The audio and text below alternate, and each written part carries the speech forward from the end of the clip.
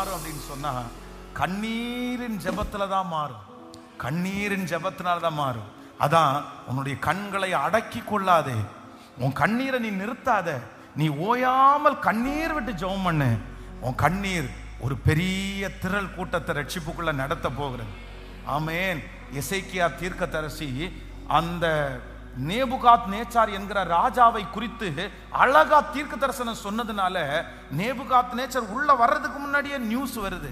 என்ன நியூஸ் வருது அப்படின்னு சொன்னா, எரேமியான்னு ஒருத்தர் இருந்தாரு, அவர் உங்களை குறித்து சொன்னாரு, நீங்க எப்படி வருவீங்கன்னு சொன்னாரு, உங்க படை எப்படி வரும்னு சொல்லிச்சு.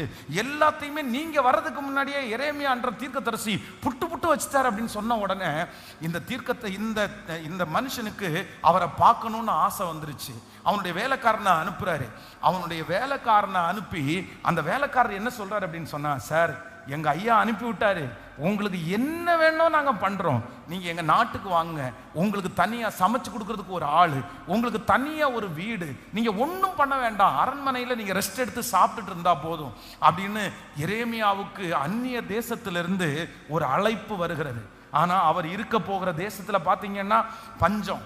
அவருடைய இருக்கிற தேசத்துல குருடர்களும் சப்பானிகளும் இவங்க மட்டும்தான் அங்க இருக்கிறாங்க. அவர் இருக்கிற தேசத்துல ஆலயம் இடிக்கப்பட்டிருக்கிறது. அவ்வளவு மோசமான ஒரு இடத்துல இருக்கிறாரு. ஒரு பெரிய ஆப்பர்ச்சுனிட்டி வருது. ஆனா இந்த எரேமியா எதை தெரிஞ்சுக்கிட்டாரு அப்படின்னு சொன்னா, அவர்கிட்ட சொன்னார், இல்ல நான் வரல, எனக்கு அது வேண்டாம், நான் அரண்மனையில இருக்கிறதுக்கு விரும்பல. கர்த்தர் என்னை எப்படி அழைச்சிருக்கிறார்னா, என்னை கண்ணீரின் தீர்க்கதரிசியாய் ஆண்டவர் அழைத்திருக்கிறார். எரேமியாவின் புலம்பலை நீங்க எடுத்து வாசிச்சு பார்த்தீங்க அப்படின்னு சொன்னா, அந்த புலம்பல்ல தன்னுடைய குமாரத்தியாய், அப்படின்னா குமாரத்திக்காக அழுகிறது போல அந்த ஜனங்களுக்காக அழுவார். ஆண்டவரே என் ஜனங்களை நினைக்க மாட்டீங்களா, என் ஜனங்கள் இவ்வளவு கஷ்டப்படுறாங்களே, எப்போ நீங்கன்னு சொல்லி எரேமியா அழுது அழுது அழுது அழுது தீர்க்க தரிசனம் சொல்லுவார். கடைசியில பார்த்தீங்கன்னா அந்த எரேமியாவின் மூலமாகவே கர்த்தர் தீர்க்க தரிசனம் உரைப்பார். இல்ல நான் கட்டுவேன், நான் திரும்ப நடுவேன், திரும்ப நான் அலங்கரிப்பேன், திரும்ப ஆடல் பாடல் சத்தம் கேட்கும், திரும்ப மேளதாள சத்தம் கேட்கும்.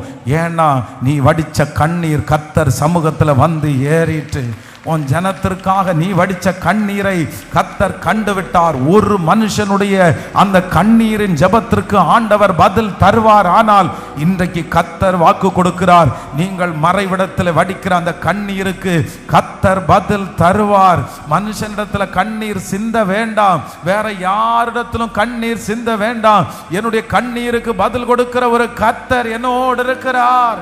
சொல்லுங்க, ஆண்டவரே